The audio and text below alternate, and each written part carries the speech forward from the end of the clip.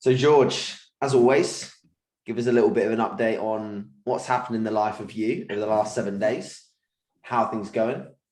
Dreadful. Absolutely awful, mate. So where did it start? It started on Thursday. I woke up, you have a bit of a routine. So I wake up, I go shower, and then I go eat, standard stuff. It did the first two, shower. Then I came downstairs, and then I was just looking at, normally I just start, making my food. And I literally just didn't want to do it. And I thought, I was sitting there debating, sitting in the, I was actually sitting in the kitchen just debating, like, what am I doing? And then I decided to make it. And then obviously put a bit of paprika cumin on the eggs, and that smell just sent me off. I was like, nah, I can't eat that. Just, 7:30 in the morning, smelling that. It's just, yeah. Went to bed, thought just relax a little bit. What's going on? Went to the toilet, a bit of leaky bum going on. So that wasn't good. Then I was sick. No idea where that came from. And normally with me, out the front end as well as the back end. Out the front end. Was it this? Did you literally go out the back end and then turn around and go out the front end, or was it a little bit of a pause? It was a bit of a space between each other. Luckily, that's that. At least it gave you that then. Yeah, and normally when I'm sick, it's just like once. Like when I was younger, when I used to drink, if I drink alcohol, I'm normally just sick the once and that's it. I crack on. Yeah. And then I was sick a second time in a day, and I was like, okay, there's something going wrong here. So I thought, right, let's just starve myself, just see what's happening, because it was quite bad. I was like bedbound sort of thing. And then I felt better the next day. And then it got to Monday where I was thinking, right, I need to start cracking on here and I need to start gaining a little bit of weight. Yeah. So I started eating normally, didn't I? Stupid mistake. Started eating normally after eating nothing for about 3 days. And I had some crazy bloat the whole entire day. It's a bloat that I've never had in my life. And I woke up at 2:00 on that Tuesday morning, and I threw up again, didn't I? Nosebleed. It was like taking it out of me. Like, it was just. And then it came to Wednesday, and I felt right. So that's my week. I lost the lowest I weighed. So before I was 175 pounds. I was like the first couple of days I was pooing like 8 to 10 times a day. Madness. Sorry to people. Sorry, people eating as well. I'm so sorry. Madness. And then on the Monday, when I weighed myself, I was 164 and like 3/4. So I lost just over 10 pounds. Now I'm on the way back up now. So yeah, so it's a lot of weight in a short space of time, and I just hate it. I just hate it because you work so hard to get to where you are, and it just goes. But then saying that, I had my first session back, and some movements I was a little bit regressing on, but my hack squat on my pauses actually progressed. I have no idea how. I have no idea what happened there, but I just progressed. And so I was like, yeah, cool. We'll take that. Didn't shit yourself during the hack squat and that, added as momentum at all or not? A little bit of air in it, just thrust. But yeah, mate, other than that, that's been my week. It's been laying in bed, hot water bottle, curled up in a ball, feeling sorry for myself and being sick. That's shit. You're totally right. So, like, I've had a few instances like that where I got really, really, really sick, and you just wish this never happened because you feel like your progress is just washing away, and quite literally in this case down the toilet. So and this is the thing I was thinking the other day. This is the most hygienic I've ever been, like washing my hands, face mask, 2 meter distance.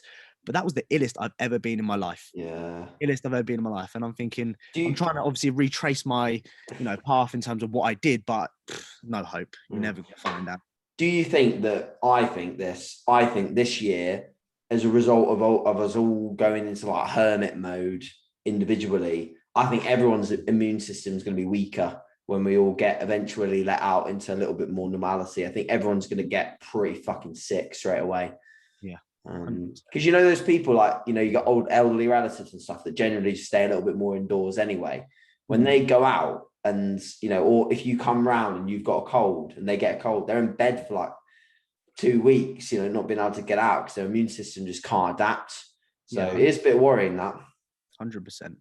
I was going to say, yeah, I don't wish that ever. I don't know. I don't want that ever again. I really, really don't. I really don't. No, definitely not. Well, I was actually going to say. So what was I going to say? I can't remember now. Wow. That's so bad. Let's move swiftly on, because Mr. Thorburn's in the elusive waiting room of the Beyond the Stage podcast, which what he's going to be like if he misses a minute behind. Yeah, so we better let him in, better let him join. So also, as always, like we always tend to say it, thanks very much for the support in the last episode with Josh Bridgman. That went down extremely well. I just actually had a look. It was just over 6,000 listens on YouTube, which is just crazy for a YouTube video of 59 minutes in length. So we massively appreciate that. And obviously anyone that listens on iTunes, etc., thank you very much. I'm actually, by the next podcast, probably the podcast after that, actually, I'll literally have the microphone that Josh has, because this one's a shower of shit, and and I need to upgrade it because it can't handle being in a corner of a room, because I've realized the sound's just bouncing off that wall and that wall. So I need a higher quality mic to stop that. So apologies for now. Yeah. Let Mr. Thorburn in. Sounds terrible. I've not got a mic. People, I've seen in the comments, people have been saying a few bits. Here he is. Hey. How's things, Jack? Have you finished your little bro catch up? Yeah, we have. You know the podcast too well, I think. Well, at least it shows I'm watching it. So yeah. It was a George update, actually. So you'll probably listen. You might listen to this, and you might be in your post workout next time. And I'll skip my bit. That's for sure. I'll have to watch it and just watch the first 5 minutes to see what I've missed. So talking to post workout, I'm glad I rushed mine to get on here for 6 o'clock. So yeah, I'm so sorry. I was actually going to say, because I saw you put up the story. I was going to say, like, don't rush, because we're never really that on time. Doesn't matter. I'm only joking. Did it affect digestion at all? Are you coming into the podcast with a little bit of dissension? You may have to pause the podcast halfway through. No, I'm good. How was your session today? I know everyone's in very sort of different circumstances at the moment with regards to training. I know that you've been in several different circumstances at this present moment in time, in terms of different facilities, working out what you can and can't use. How was today's session, and how are you generally sort of coping with training at the moment? Today's was all right. I don't know what it is. I'm struggling a bit with pull performance, especially like lat exercises. There's a lot to do with like my shoulder and stuff. Okay. It's quite a struggle with that, but no, not too bad. But in terms of where I'm at the moment with training, it's a little frustrating, but it's hard because I've been spoilt really for a long time. Basically the whole lockdown. So since nearly this time last year, so the end of March last year, I've been spoilt really with my availability to gyms, etc. At the moment, I'm not training in. You can't really call it a gym, really. I think I've shown both of you. Have I shown both of you? You have shown us the dungeon, yeah. Yeah. So, like, I can't complain because there is some decent kit in there. The lion leg curl in there is the best one I've used in about a year. So I can't argue with it at all. I've still got like a leg extension, a leg press. So they're fully equipped with the leg in the leg department, but then it's just because of like my limitations physically, with a few niggles and stuff, I'm quite picky with what I use in terms of kit. And because of that, it's making it a little bit harder for me. Like if I was, 100%, I could probably get in like really good sessions, but it's just not quite the same.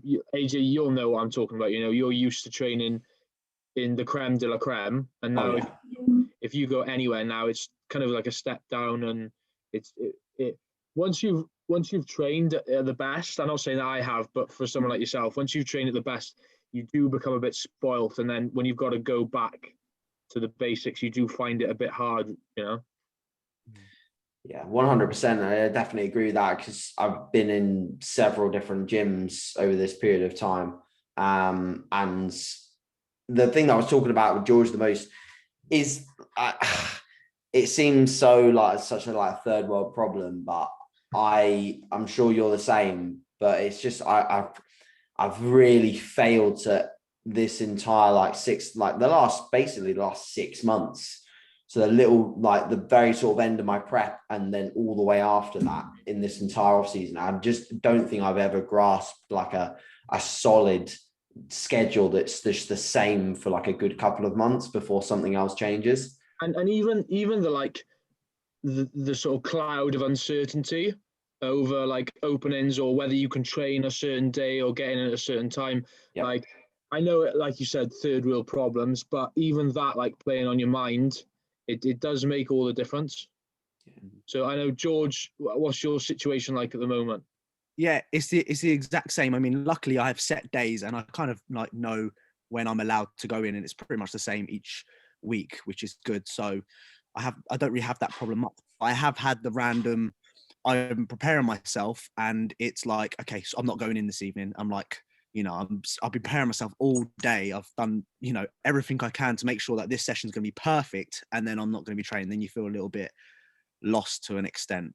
My only issues at the moment is just the time spent in the gym. I could do with a little bit longer. Like sometimes I feel like I'm rushing a little bit. I mean, it's minor. I'd much rather that than be training at home. That's for sure. Mm-hmm. But those moments when I'm doing like an RDL, sometimes that takes me like, sometimes if I really need to warm up and take my time, it could take up to an hour to just do that one exercise, which might sound stupid, but it's kind of how I like to do things, and I enjoy doing that as well. So it's quite a little bit shit when I have to train like for an hour and 15 minutes when I'm used to training for like 2 hours. But like I said, I've coped with it. I can manage with it. It's just, it's quite annoying, really, isn't it? Stomach right now? Yeah. All good now. Past couple of days, I've just trying to be getting back on track eating, but that. Again, I know you've mentioned your weight and stuff, but realistically, that's all fluids and like muscle glycogen. So that'll be back in like a couple of days. I wouldn't worry about that. It's quite funny because I was laying in bed with Mrs. and she gave me a cuddle. She's like, "Oh, you're all soft. Like you're just soft. Like normally when you train, because I didn't train for 9 days, which for me is kicking you when you're down. That is. Yeah, and she was like, "You're so soft. Like your chest is all squidgy and stuff." And I was like, "Did you push her off or what?" I should have gone bang. There you go. Fuck you. But yeah, I realized, and then I started feeling myself, and I was like, "Shit, I am soft, flat as a pancake here. What's going on? Like, where is it going on?" The last couple of days, I've came back a little bit. I haven't trained upper body yet, but legs are starting to feel a little bit fuller, which is nice. So, I think that's actually something like me and AJ we've spoken about the past sort of 2 weeks. I don't know if you want to touch on that at all. How our philosophies are getting to do with like taking time off training and stuff like that. Like we're edging now towards a lot more of the approach of, I know, because it did become popular taking like 4 days to a week off training. That was the big thing for a while. And I think there is a lot of merit to that in a psychological sort of setting. Like it is beneficial to take time off just to relax. But from a physical standpoint, I think, AJ, we agreed that it sets you back quite a long way. And it takes quite a while to get that back. Because have you touched on that on a podcast at all, AJ? No, not really. I certainly think that you're right that the older approach that we used to all have was certainly the 4 days off. And it's funny because like my original approach, even before that 4 days off, like way back, was always to do a week of lower volume but also lower intensity. Because I did that when I was training like 2016, 2017. That was a whole week of deloading. And then obviously we started to understand that, taking time off totally could help from a joint, tendon, ligament, and even like from a sort of a neurological standpoint in terms of just taking time out of that gym environment. And then what I think we both agreed on is the fact that after those 4 days, and even me and Cuba have agreed on this as well, because we used to do the 4 days off like all together when we were training together, is that after the 4 days you come back and it's like it's just not the same. Like you've lost a wave of momentum. And I think it's down to what pretty much everyone's argument with the 4 days off is that the whole patterning scenario where, you do lose that sort of skill patterning. You lose also a little bit of probably nervous system adaptation that you've formed over those weeks. And you maybe lose a little bit too much of it. Yeah. So that when you go back, you're not only pre-sore, but you're pretty smashed straight out the gates. So to touch on what I've been doing, then I'll obviously ask you what you're exactly doing in some of these scenarios. But to touch on what I've been doing recently with clients is I've almost been like combining a bit of the two. So I'll do a devolume week, but around workouts where we're maybe seeing the majority of the stall within progression, or we're seeing a significant rise of like fatigue following a particular session within that microcycle. I'll get them to just rest on those days, or I'll get them to do a couple of days off and then start a whole devolume week. So like it's a combination. So not taking too much time off. So only like a couple of days, yeah. Yeah, I mean, I think we talked about it earlier in the week. We see people like taking like a week or a whole week of training off. It perplexes me as to why that's a good idea. You know, like a whole entire week of no weight bearing activity whatsoever. And then the pictures look shit. Oh, Jack, for fuck's sake. I mean, but like it does knock you though. You know, it does, and that's you lose a ton of fullness. That's what we were talking about, and then it takes you quite a while to get that back. Far too long. Like it shouldn't. Like the whole point is that you reset and you're ready to go straight away. Yeah. But it takes you like a good 2 weeks to get it back, and that's almost a wasted 2 weeks, really. So what would your favourable scenario be? Let's say you accumulated a large amount of fatigue, and it's consistent. AKA daily living for you. But let's say you're actually sensible and you do decide to back down. You know, what would your imaginary world? In an imaginary world where you actually do so these things. What I've started to do with a few clients now, like I've literally just done it last week with. Do you follow my client Jack Jones? Have you ever seen his stuff? Oh, great physique. Bristol, really good. Yeah, awesome. Yeah. Even though they're obviously still in lockdown, he's got access to quite a bit of kit, and a lot of it is like heavy compound stuff, barbell work now. So he was battered, and luckily he said, "Oh, I'll probably need to take a deload in a week, 2 weeks." And I said, "I'd rather you nip it in the bud now, early." And originally we were running stuff like 4 days off, but I said, this was when we were having a discussion. I said, I'd much rather now. Maybe you take 2 days off at the start or now, and then just go into your normal week. But within that, you do exactly the same session, but on all your compounds, drop it to one set, only one set, as opposed to like the 2 or 3. And then you put within that one set, you're performing the like middle rep range, so something like an 8 to 12. Yeah. I wouldn't have him do any of the like 6 to 8. What would you say is the purpose behind picking that rep range? Just because if you're going into like the lower rep ranges, that's when you're really starting to tax like CNS and stuff like that. Joint integrity a lot more. And if you are to get more of an accurate, if you can put tension through the muscle more accurately in that one set, you're probably more likely to do it in that 8 to 12, as opposed to if I had him do like 6 to 8 reps, he may not be able to be as accurate with it. So if you're to preserve as much performance and muscle as you can during that time, I'd rather make sure that the one set he's got, that he can be really accurate with it. So bumping the reps up a little bit more would sort of ensure that the load isn't too high where he might miss the mark on it. But that approach has been, like, I don't know where the bodybuilding scene got the whole deload approach from, because because obviously I did a master's in strength and conditioning, and what the idea in strength and conditioning has always been the devolume side of it. So it's always been to devolume the week. So you still keep the load as high as possible, because that's the load is the main stimulus.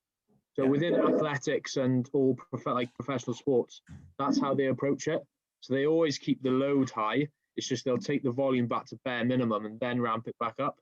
So I don't know where the bodybuilding scene kind of adopted that deload from. But now it does seem that a lot more people are adopting the sort of devolume side of it. George, have you got anything to add on the devolume chat? I think it depends on if you're training at home and you're not very motivated, I think you'll probably be best taking 4 days off. And normally when you take the 4 days off, you gain a little bit of motivation to, you know, maybe get back into it, that sort of thing. So I think if people are training at home, they're very limited with equipment, then probably taking the 4 days off will be smart. If you have good equipment and, you know, you want to continue training, you've got no problems at all, then of course, you know, I think running the D volume serves its purpose. I think every time that I've done it so far, it's been so much better than the 4 days off. Even the clients that I've done it with have said that they prefer that to the 4 days off.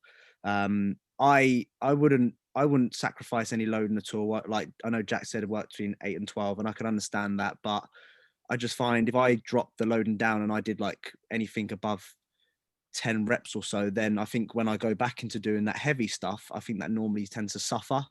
And that just even coming back after 9 days off myself, I found that just doing some of the heavier stuff was a lot harder than the actual, you know, the back off sets that I was potentially, or the heaviest or the lighter stuff, I should say.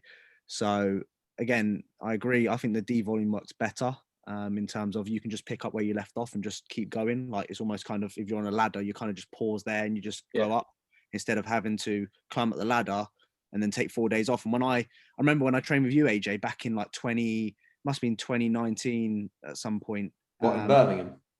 Up in Birmingham, and I took a 4-day deload. And remember when I came back from that 4-day deload, I was like, mate, I can't do anything today. My fatigue is there. I can't lift the weights that I was doing. I'm like, what is going on? Since doing the D volume approach, I don't ever have that. I just literally, I can progress my numbers even in a D volume. So when I come back, I go, yeah, cool. I can just actually press on. Whereas when I take 4 days off, I'm a little bit like, I'm not sure what I'm going to do in terms of logbook numbers today. So yeah, I like the D volume because it almost takes you a week then to like get back into training, because you don't know how to approach that week, whether to just go all at it. You know what I found in the D volumes as well? It was almost like it opened up my mind to where my volume probably should be at on some body parts. Because I did a D volume, me and Cuba did a D volume in February, something like that, on legs. So we went down to 1 work set on hacks, 1 work set on leg press, and we were previously doing 2 on both. And then since that session, we just said to each other, why the fuck are we doing 2? Because we just could never recover from it. So we went down to the 1 on both. And then for the rest of the prep, we ran 1 on both pretty much, still 2 on ISOs. And then only recently have I introduced either 2 on a hack and then 1 on leg press, or 2 on leg press and 1 on hack. And that's my leg volume. Like I did that in my last leg session, and that's all I know I can recover from before I go into the next day. If I go 2 and 2, I literally am trashed. I can't recover from that anymore. I think that is down ultimately to getting stronger and being a lot more accurate than I have been in the past. So I think in the future, it'll probably be 1 and 1 that I'll only be able to recover from. So that's what I said to you as well, AJ. Like I actually kind of just judge it on the day. Sometimes I just auto-regulate. So even when I like just do that sort of top set, I just might go, you know what, that's it, I'm done. That was a really, really good set. I was on the money, felt good. I sometimes might go, you know, I might move on to the leg press or whatever.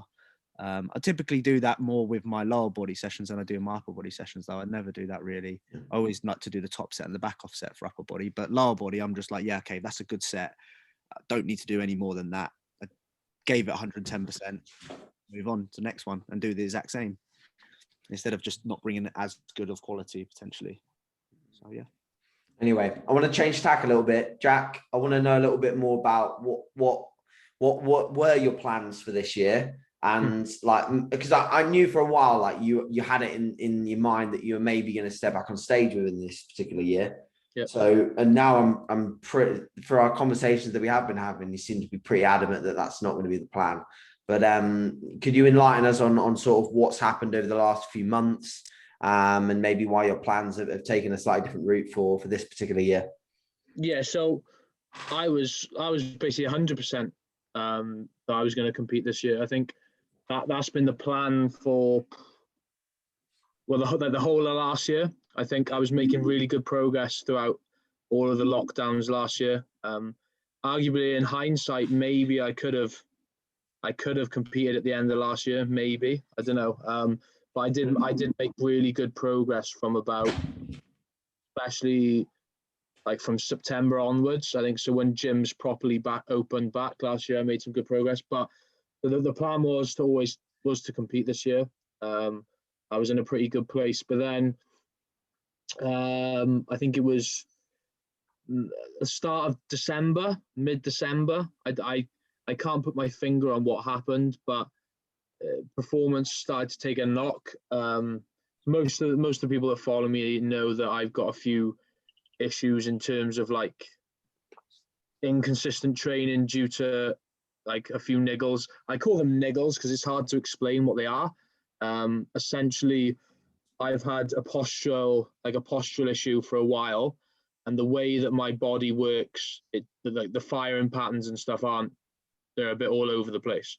If people want the full story, it's on that Muscle Memoirs podcast, isn't it? You described it pretty well. I think I do actually. Yeah, but I'm not going to bore people with that. But basically, like I struggle to recruit muscles and things don't move the way they should. And I was I say managing it well. I was doing whatever I could to make progress, and I was making progress, but I had to do some pretty stupid things to get like where I needed to. Like, sort of people have seen me pop my hips, pop my shoulders and stuff, and I was kind of like, I didn't enjoy doing it, but I could still get pretty good sessions in, so I just did it. But now taking a step back now and having these niggles flare up again has made me realize that it's not really something I can be doing in the long run, and I need to get over it. Like I need to be able to perform and not do it. So that's given me like a kick up the arse to get it sorted, because I was just like getting by on it before. Whereas now I'm working with Aaron on Instagram. He's called Mofo Body Mechanics. So a very good sport osteopath up by you, AJ. So he's in like Batley, so not far from Leeds. I don't say Leeds because someone corrected me the other day. I termed Batley Leeds, and he was like, "Don't you dare!" He got like offended by it. So I don't know whether Batley's a bit of a shithole or I'm not sure. But I won't comment because there's probably some listeners from both areas. Yeah, you might. No if it's comment. that bad, I'm sure plenty would agree anyway. They just accept it. You know, I'm fully aware that the majority of Swansea is shit, so I don't disagree. But so now I'm working with Aaron just to. So not only does he treat me, but he gives me plenty of programming, and then like rehab and mobility work, and like I'm putting a lot of effort into that, and I am seeing quite a bit of improvement from it. It's not a quick fix, so it's taken me 5-6 years to get down this hole, so it'll take a good time to get out of it. But I'm already seeing like decent results from it, so hopefully I can get. The plan is, if things improve, to compete next year, but it'll all depend on how it goes. Like for me, competition, I love competing, but it's not the main driver for me. I just want to be able to train properly. Like if I'm training properly, if I can train 100%, the competitions will happen naturally, because I'll just the muscle will be there. You know, I just enjoy training. So if I can get that back, without like sounding arrogant or anything, I think people, or at least myself, I got a sight of what I'm capable of a bit more. So around like November time, I was really pleased with how I was going. But I took a little knock now, but I know what I can still achieve and more than that. So yeah, hopefully the plan is now next year, if all things go well. George, have you touched on what your plans are? Well, 2022 is kind of what I'm aiming for. Again, I don't know what's going to happen over this year or whatever's going to. I mean, I'm trying to just remind myself that obviously being in the gym right now, I need to take full advantage, because there's other people that are not in that position. So again, you know, I'm treating it like a prep this year. Kind of, this is like the final kind of year where I need to really get my head down and, you know, make as much progress as I possibly can for 2022. So I think the main thing with you is now, like, the progress you've started to make is just a sign, because obviously when you prep, you're very serious when you prep. But Yeah. I think you'll be the first to admit that when it comes to off season, you do slack a bit.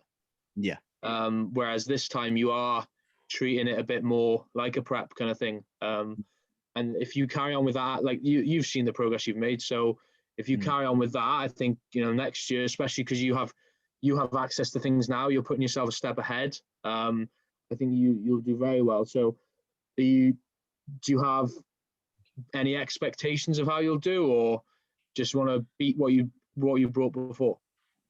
Yeah, ideally, I'd like to beat what I did before. I mean, me and AJ, we learned a lot. Deal with that. We learned a lot in 2019. Don't really want to go backwards. Yeah, in terms of like, okay, do we need to get as lean as what we did? Who goes backwards? Who goes backwards? Oh, there's plenty. There's plenty.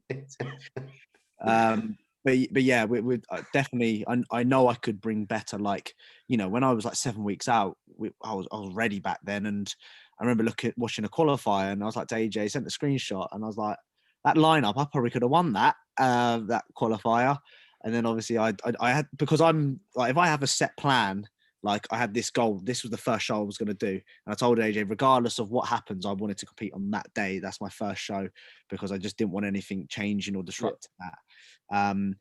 So yeah, I've definitely learned a lot in terms of, it'll be interesting to see kind of my approach to like cardio and things like that next year. I definitely won't be on the Stairmaster running level 10. Yeah, that reminds me. Someone, like, do you ever get it now and again? Someone will like a video or a picture from like 4 years ago on your feed. I don't know how. They must be scrolling for ages, but someone. Bet you get a lot of them. Someone liked the video I recorded it when I was on the Stairmaster, and I watched it. It made me feel sick. I was literally going like that up the stairs. And I was like, fuck, I won't be doing that. No. Yeah. So yeah, it'll be interesting to see kind of how I do things differently this time round, and how that impacts my physique. So it's only going to get better, I'm assuming. I'm hoping so anyway. But it will. You'll actually have some legs left, mate. Yeah, I know. Fucking hell. Just diet them off.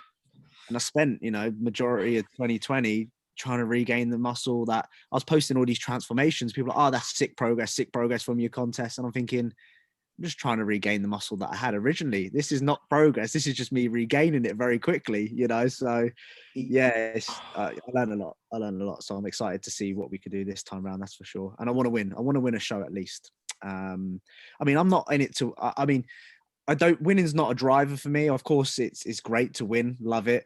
But, I think how close I was last time, for sure. I think this time, yeah, it's got to be there. It's got to be there, surely. So yeah, I'm excited. Just thinking about it. You know what? You nailed that, like post-prep regain of muscle element. Because I think like we've both been through, probably, well, all three of us have been through preps in which we arguably put the gas pedal down a little bit too hard and have come out the back of it but basically represented what is everyone's thoughts on natural bodybuilding, which is you have to spend at least 6 months just basically getting back to where you were before. And I just think it's a categorical waste of fucking time, because whilst I could have been a little bit leaner, perhaps in my glutes and hamstrings last year, I was still in contest condition. And post-show, it was like relatively quick to get into a period of time in which I was already improving, in terms of not only just visually seeing changes, but performance in the gym being higher than it was at the end of the last off season, and that's obviously one of the biggest indicators of new muscle coming on is whether you're mechanically being able to move more load. Do you also attribute that to the fact that you weren't following the textbook natty reverse diet that everyone followed for like 5 years? That was like the religious thing, like add 500 calories to your diet and then like 100 calories every time you stall. I mean, like if you look at true body weight, like I'm already up into, I was 186 pounds this morning. And when did I finish competing? Like October. So I've gained from 160 pound stage weight all the way up to 185 in that time period. So it's pretty swift. And like, I've obviously, in the reverse process, sent a few pictures to you guys. I sent pictures to Cuba. Cube actually thought within the initial phase I should have actually gone faster. He said Yeah, that you were was too lean. that Yeah, was you the were. only downfall in the first phase, is that I actually went a bit too slow.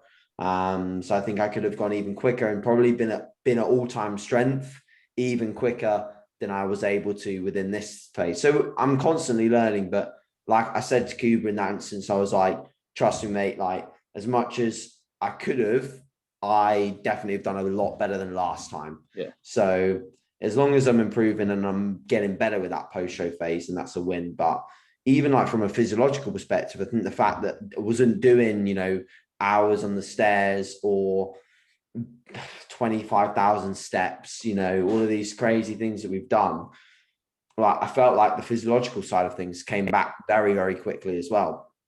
I didn't feel too suppressed at the end, and I was able to feel pretty normal pretty swiftly. So which ultimately is made me think about competing again sooner than I thought, just because of how quickly it's been a process of recovery and making improvements. But we'll see. With yours, AJ, I noticed like when I've seen your shots and stuff like that, like you haven't got soft. Like what I noticed when I gained a little bit of weight is my body just gave up on me. It just gave up on me. And I remember when we went for that phase where I was like, mate, I look like shit. Like I've got so many photos on my phone from like October time. I obviously finished in September, late October, November time, where I was just like really small, really just bloated, fat, watery. And that happened in the space of like, I gained a little bit of weight, and then all of a sudden my body just went into this sort of like recovery sort of phase. And I think that was just where I was so over dieted and so fatigued that my body just went, just gave up on me. And I went through like a really shit stage of just looking awful towards the end of the year. Been there myself, mate. Been there myself. It was shit in terms of that. But the difference, I noticed with yourself, AJ, you look fairly good still. You didn't get soft that quickly. Yeah, the difference there was like, obviously, George, you were like over dieted. So what the body does there is basically says, shit, I need to get out of this. Like, I never want to be like this again. So you like almost overcompensate and store more than you should. Whereas AJ, obviously, he was in stage condition, but not like over dieted. So it wasn't as much of a shock. And it wasn't in like the body didn't go into like emergency and try and store it all, which is why it like AJ, you distributed it a lot better, I think. Yeah, I totally agree. And like I said to Georgia, like I've been there, like I spent best half of 2018 regaining back everything I lost in 2017. And I think another thing that maybe helped as well is the fact that, I only did 2 shows, and it was just 2 shows and then done kind of thing, rather than in 2017, I strung out being in stage condition all the way from August until November, mid-November. So I think the length of time you spend down there as a natural needs to be extremely limited, which is why, again, I'm favoring going for potentially this year's competition year, because I don't believe the qualifiers are even going to really happen. I just don't think they're going to happen, to be honest. I think they'll probably end up doing 1 show as a final, just so that they can have people with the least limitations in a venue. But we'll see. That's a rash sort of announcement. I don't think the qualifiers are going to happen, but I think it would be smart just to do another open British final again, just get everyone in 1 show and just crack out a high quality show, because there's going to be a lot of people competing this year that maybe were going to go last year. So that would probably end up working well. But like I said, we'll see. Moving away a little bit from competition, I actually wanted to ask you like a few questions that I've actually got written down. So one of my questions is, what would you say is one of the biggest things you've actually learned through these lockdowns, mate? Whether it's about yourself or whether it's about bodybuilding in a whole, the industry, or others that you look at, or that you've just, what have you learned from these lockdown phases, mate? I don't know how people will perceive this answer, but I think never burn bridges, or like relationships. Good answer.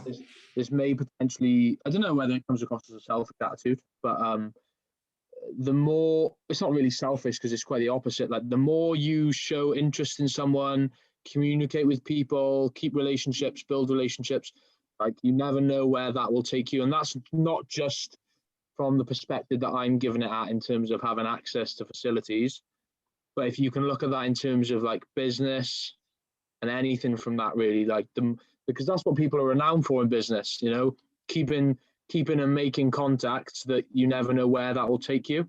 And I think I've learned that a lot. So for example, the gym that I had access to from, so basically we locked down in Wales, I think it was like the 28th of March. No, a bit before, not that I'm counting. But, a little bit before, yeah. Yeah, I think it was like 24th or something. The next day, someone messaged me on Instagram saying, I've got a facility, you've got nothing to worry about, come down tomorrow and we'll sort it out. Like, that wasn't me messaging him, that was him out of the blue messaging me. And it just so happened that the Body Power the year before, he'd like stopped by the Insight booth and I made an effort to like talk to him quite a lot, showed an interest in him, like we had a good chat. I spoke to his girlfriend as well, this, that and the other. And like he remembered that, and it just so happened that he had a full-blown facility, and it's what I was able to train at for, I think it was 16 weeks. So in terms, like, that's probably the main thing that I've learned, that, you know, never, because I could have just not bothered with him, do you know what I mean? And like, even when people pop up on Instagram to me, I know sometimes I joke about my responses. I know, George, you joke about your responses to people as well, but I'm sure with a lot of them, George, you're the first one to, once you've screenshotted it, taken the piss, to actually go back and say, like, I'm only joking. Yeah. Because a lot of them don't mean any harm. So, like, even in that scenario, I always, even if it's like an annoying question, I do kind of make the effort to at least, like, stay on good terms with them or show an interest in them, because you never know where that will get you. You know, like, last couple of weeks ago, I shared this new pots and pans selection that I got sent. Like this, I know it's only pans, but they're worth like 150 quid. And this bloke sent them to me just because he saw how burnt my pans were that I was cooking in. Like I am mates with him, but he doesn't live anywhere near here. But I only know him through Instagram, and he just sends me 150 quid of the pans because he works for the company. And it's just little things like that, you know. So that would potentially be the first thing. I don't really know what else, because I always knew that I'm going to do whatever it takes to sort of carry on doing what I'm doing. And the lockdowns kind of confirmed that to me. I know, like, I'm not saying I'm a hero for getting up at 2 o'clock in the morning, but it does take a little bit to get up at that time to go and train and stuff. So that's just reassured me that what I always knew, that I'm always going to like do what I can with training. But apart from that, I don't really know. Do it also kind of like people that actually care about you and stuff like that.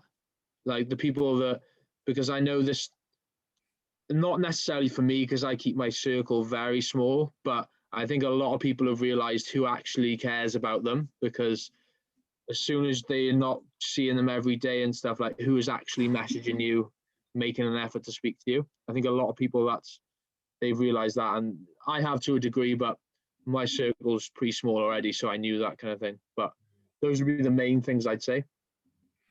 Oh, and also the government are wankers, but I think everyone knows that. And like, I don't know whether you've seen the stuff that's gone on in Wales the past couple of days, but it is an absolute joke. So they were like taking the approach that they came out and said that gyms would be like of the utmost priority. So they were going to be one of the first things to reopen, which I was really surprised at.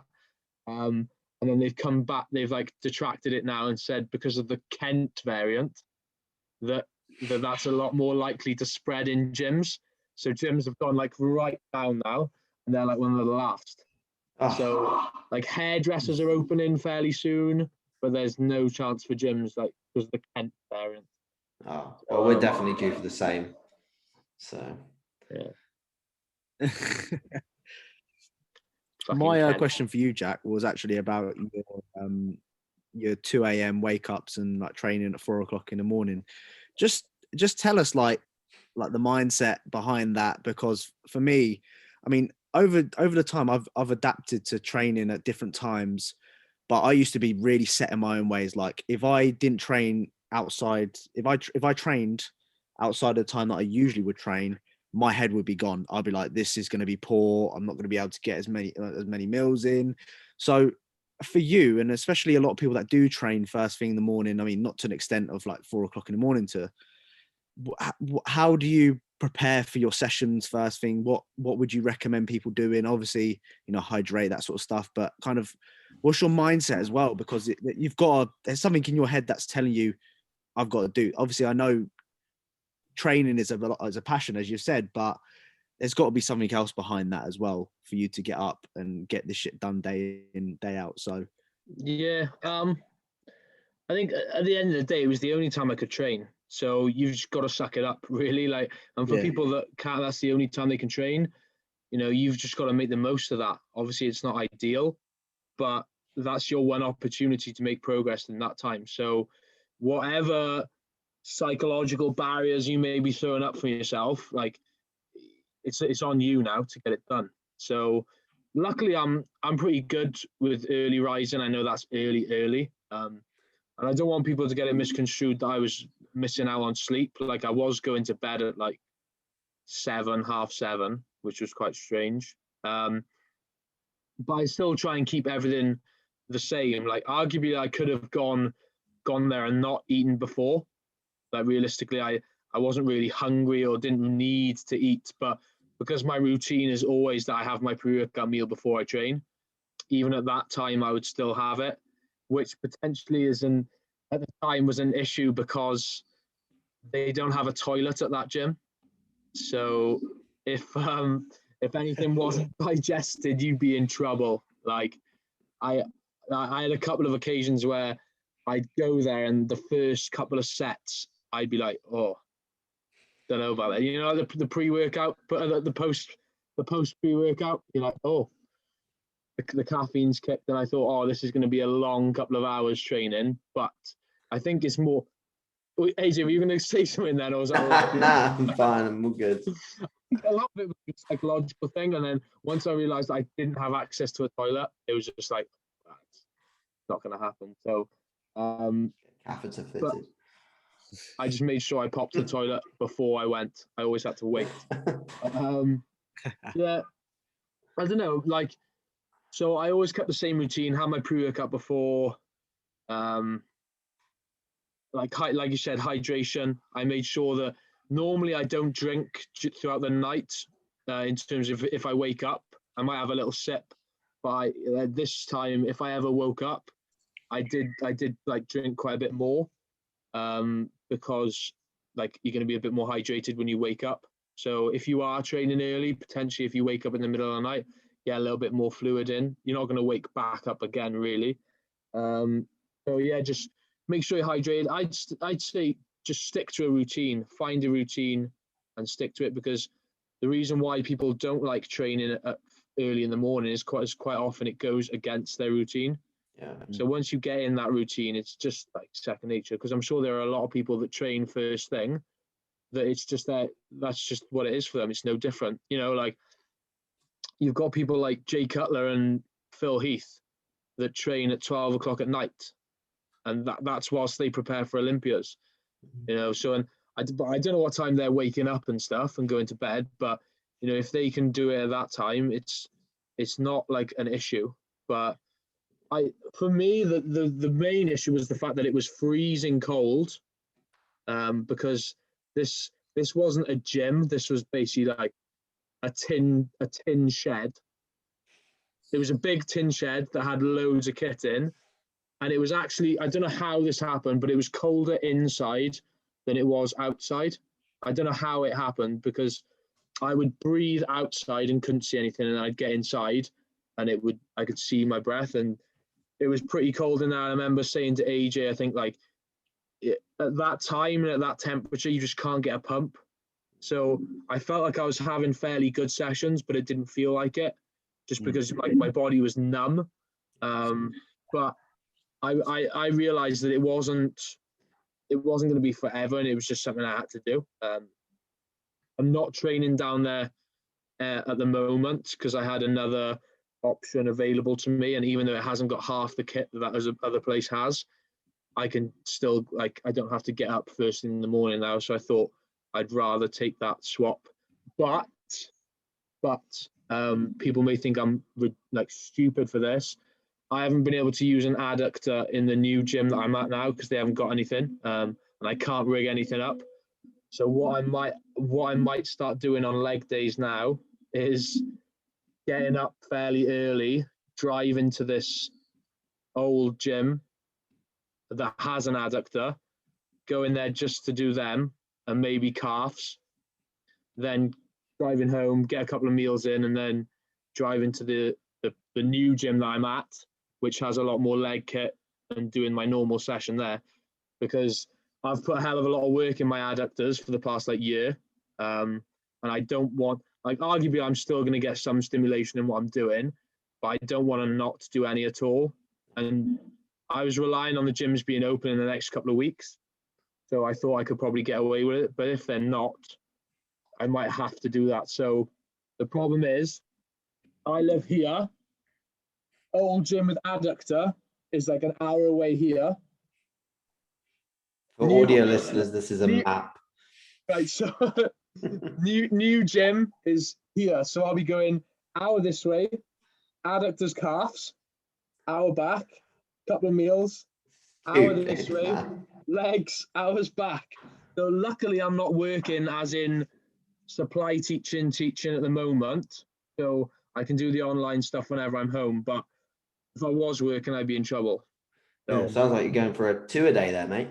It is, yeah. Essentially, I did 2 a day. 2 a day. But you know who to ask advice on that? Roman Fritz. Yeah, he's probably the best, actually.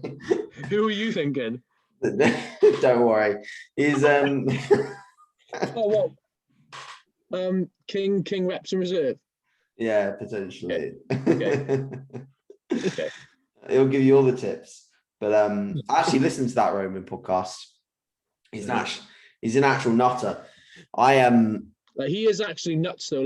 The thing is, he knows what he's doing is wrong, but he doesn't fix it. But he doesn't. Yeah, he knows it's wrong, but he can't. It's like George not wearing his step tracker when he was going doing steps in the gym. He just wouldn't wear the step tracker, but he'd know that that's wrong. He'd still fucking do it anyway. Yeah, absolutely. There's a link missing in the end. So there's so many things that bodybuilders do that's basically like massive self-sabotage. But talking about training in the morning, I actually trained in the morning in Dubai for a whole month, and I quite liked it. To be fair, I trained at 9. Just after one meal. Oh, fucking hell, that's an early one. Yeah. But the thing is, I got like most of the work done that came in the night before because of the 4-hour time difference. Yeah. And then I trained and I did more work later. What I found is my sleep was really, really good, because now even when I train like later in the afternoon or even early afternoon, I'm always like trying to still come down off of that session when I'm going to bed. I mean, especially if I train like any later than 3, I'm really struggling to knock myself out at night. So I'm going to change direction pretty heavily with this question. So myself and George are obviously both in relationships, and we're both in relationships where, well, George's girlfriend doesn't really train too heavily or isn't into bodybuilding. Obviously, Loz is massively into bodybuilding. She basically does the same things that I do on a daily basis. So in slightly different relationships, but what I want to ask you is, like, do you ever feel like that could be something you could have in your life? Or because you strike me, and I'm sure George is the same, you strike me as an individual that is very, very, very routine, like to the nth degree, to where having the time for someone to be in your life and, sitting down with them and chatting with them and things like that, might not even seem feasible within your set structure. So sort of what's your views on that? And like, I know that you've been, and correct me if I'm wrong, for the most part of your bodybuilding journey, you have been single. So what's your views on relationships, Jack? I'm interested to know. I don't say I've got to be careful how I answer this, but I think one of my answers to it isn't really, I won't like go into it on the podcast, but Okay. But then in terms of, everyone will be like, "Oh, what's he talking about? What's he talking about?" But maybe it's not too bad. But then in the other set, like, yeah, you are right to a degree. I think, but like I am very routinely. That's a word. Yeah. And I think, but in terms of like the relation, I think the hardest part for me would be the start. Like if you weren't living together, because obviously that takes a lot more time up then in terms of like traveling to see and stuff like that. Yeah. But if I was in a situation, like obviously you have to go through that stage. I think if I was just in find someone that's willing to skip that bit, mate. Great in. But yeah, but like in terms of, I think the start would potentially be a struggle, but I think once if you were living with them, I think I'd be able to manage with it. I think they'd have to. I'm edging towards more you, AJ, whereas I think I'd have to have someone that not necessarily was extremely serious, but fairly serious with it. On that topic, don't you think that might annoy you if they don't do things the way you do things? Because surely you'd have to have like almost like a carbon copy of you. That's fucking never gonna happen, is it? Let's be honest. Applications in the comment section below. Feel free. We'll take serious apps. But no, I think, and also like I'm fully aware that I need to sort my shit out as well. Like I need to get on. Like this lockdown hasn't helped at all. Like I was well on my way to sort of securing a few jobs and that. Yeah. So that I need to get that sorted. I need to get a house and stuff like that. And I think that would benefit me massively in terms of any relationships and stuff like that. But I won't go into it too much as well. But you know, in terms of like, I'm not too happy with where I'm at with like, especially with training and stuff like that. And I know that potentially having other things in my life may help that. I also kind of wouldn't want to put that on someone else as well, if you understand what I mean. Yeah, of course. Like there were periods where in 2000 it was well back when I was in uni. So I was in a similar situation to I am now, whereas it's basically what's happening now started in terms of like me not being able to train properly. That started when I was like 19.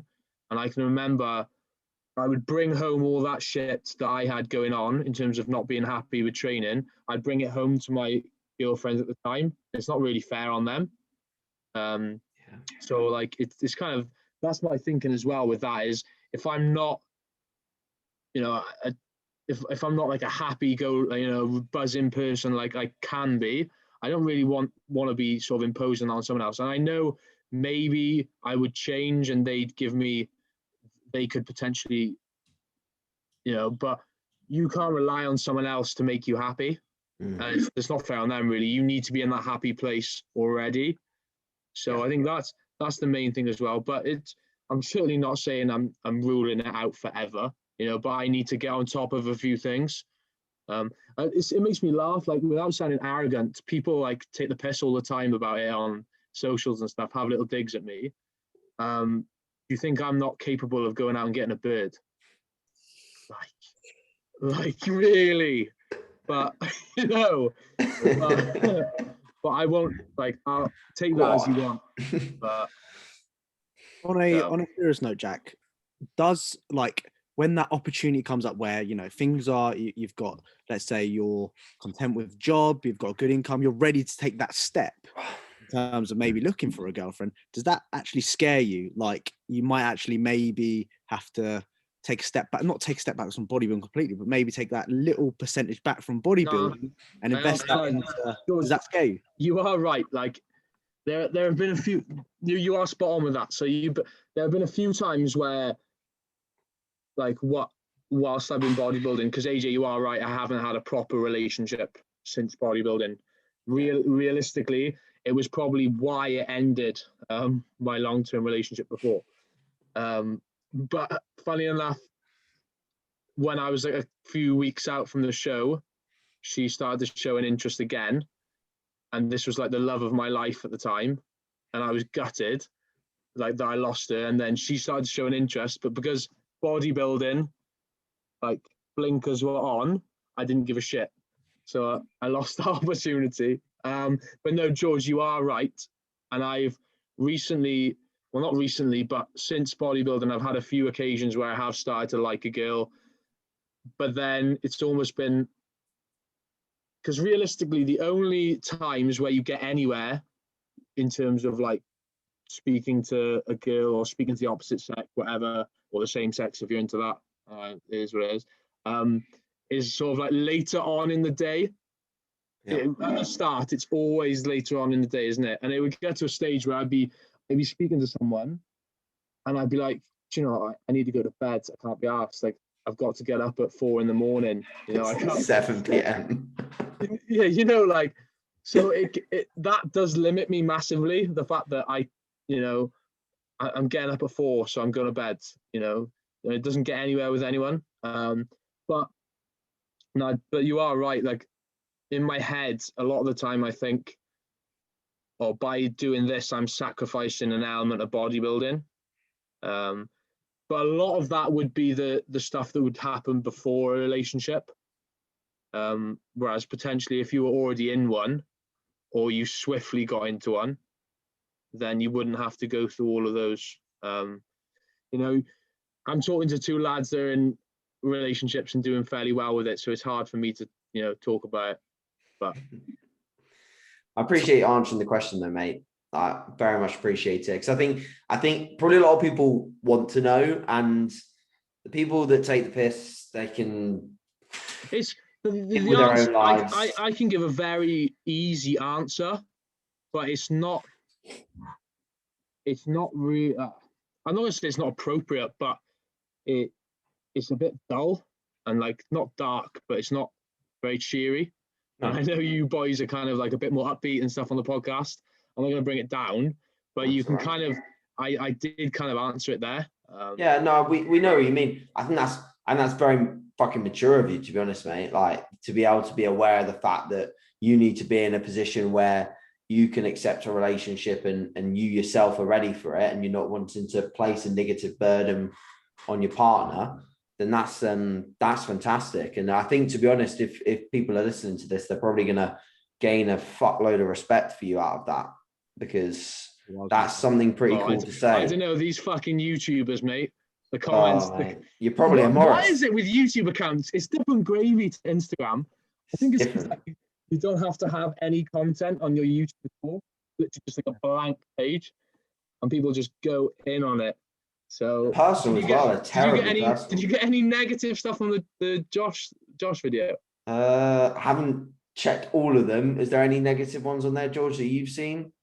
I've only seen the one. Some geezer every single podcast just attack me. Here's the killer that kills his dogs. Oh, for fuck's sake! I've seen that. No way. Yeah, it goes in horrible comment. You gotta think seriously. Like, what are people doing? Like, talking like that, like. Because these people obviously know you and must follow you on Instagram, kind of thing, you know. And it's like, what are you doing? Yes. I don't know. Brush it off. It's a crazy world we live in, but the majority of the comment section is lovely and positive. So we really appreciate, guys, and we'll just ignore the shower of shit that comes occasionally. I can't help it. I bite so hard. You do bite. I kind of enjoy biting. People are always like, why do you bite? Why do you entertain it? It's like, I enjoy it. Because it, yeah. But this guy was like, I commented on your video. I was like defending. On the Morris comment. And he was, yeah, I think it was that. I think so. And he basically said, who are you? Jack thought, he was like, who are you? And then he proceeded to, after he asked who I am, sarcastically, listed things that I do to take the piss out of me. Like he was like, oh, getting up at this time, eating not exactly to the gram of lettuce, crying on a hack squat. And I was like, apparently you fucking know very well who I am, son. And I have no clue who you are, you nobody. And then it's just things like that. It does make me laugh. I'm just waiting for the day you start your own YouTube channel and start vlogging, Jack. I'd really, honestly, really I wish it. I could. Honestly, I wish I could. The Anyone that followed me in like 2016, 17, I remember I used to go off on my Instagram. Like I'd be walking to work and I'd be slating people on my Instagram, just like having a laugh, and it was quite funny. Yeah. And people did find it funny, but obviously with my line of work at the moment, I'm very I'm very careful with what I put out there. Even on podcasts now, I'm a bit because every now and again I'll get a kid in school going like, "Oh, sir, I saw you on that podcast. It was quite funny." I'm like, "What?" Like these kids actually listen to some of this, and it's a bit like, yeah. But like the worst is on Instagram, because some of these kids, because I did a period of supply in 2018, and then went to uni, got qualified, and now I've gone back to doing supply. So I know a lot of these kids from 3 years ago, and they still remember me and stuff, and they found my Instagram account all the way back then. But even if I go private now, they're still on there. And like kids will just randomly just come up to me like, "Oh yes, sir, I followed you for like 3 years. It's no biggie." A lot of them don't care about it anymore. It's just like, so I obviously haven't got an issue with it, but a lot of the other staff aren't too happy that kids have pictures of my arse on their Instagram and stuff like that. And you can kind of see where the issue is. Mr. Thorburn straight. To me, I don't give a shit, because once you get into that bodybuilding, like a bare backside is nothing to you. You don't bar an eyelid. Like, yeah. I can remember a girl coming up to me and going, "Hey, sir, it's your ass." And I'm like, "Yeah, yeah, what?" But obviously, to anyone else, that's like, "Oh my god." But I don't know. And quite a lot of them respect it, especially as the boys get older into like the 15s, the 16s. They're like, "Oh, sir, what are you taking? Creatine? You on the steroids?" Leave it, boys. Quite funny. And especially like if I do PE, because obviously that's my subject, sometimes you get to take them in the gym and stuff, and they're like, so a few weeks before any lockdown, we were in the gym and there was a big group of boys, and they said, "Oh, sir, you've got to go on the bench press before the end of the lesson, or like we're going to misbehave," or something. I can't remember. And it came to the end of the lesson, they blocked the door and said, "You're not allowed to leave unless you do a max on the bench press, like as many reps as you can." There was only like 50, 60 kilos on there, so they like made me bench it. And they were all like clapping me, cheering me out when I did it. So it's, yeah, there's like positives and negatives about it, but it's good on the whole. Good. Oh, man. Did you do a clean set, or did your hip click in and out during the 60 kilo max set? You know what? Like stuff like that, stuff like this, like makes me realize how much of a mental thing the issues I have are, because I can remember, because it was just like, right, jump in the set, do it, done. I legit hit failure, and there was like no hip clicking, no shoulder popping, nothing. And I came up with a belter chest pump. The kids lift the bar off me. Bear in mind, like I failed, and all these kids had to bit the bar off me. Oh, good. Like, it was like 60k, and there were like 4 kids pulling them off. But, oh my! I hope no teachers see this, because I ain't getting a job after that. But, yeah, so like stuff like that makes me realize how much there's a big mental element to the issues I have. Because I remember, AJ, when I trained with you, MJ's? No, not MJ's, the one when we were just like a day out in Birmingham. Oh yeah, Ultimate, yeah. I can remember you basically dragged me out because I just wanted to stay in there because everything was like firing the way it should. And like, it's because we just walked in. I had no expectations. We were a day out from a show. We were just dicking around, really. And because of that, I was a lot more relaxed and things went really well. And I can remember getting one of the best pumps I've had in years doing that. So there is a massive psychological element to it. And a lot of people will be like, oh, well, if that's the case, just sort it. But it's easier said than done. Like, I am getting on top of it, but it is a frustrating one. So. Awesome. I'm aware that we're around about an hour. I know that you've probably got a meal and some sleep to catch. George, have you got any like questions that you particularly wanted to ask, or have you covered all the ones that I think we've all covered it. I think we go off on a topic and then it goes to one of the questions. I think I was going to ask that, but we're talking about it now. So, George, you're sober this week. Well done. I know. This is after the first week, people having a go at me. Mate, this is a trio of clean podcasts for George, so he's doing immense. I know. See, not addicted. See, can stop.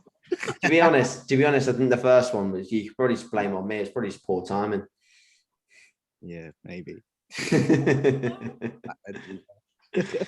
All right, so yeah, we'll leave it there. As always, listeners, thanks very much for tuning in. We really appreciate it.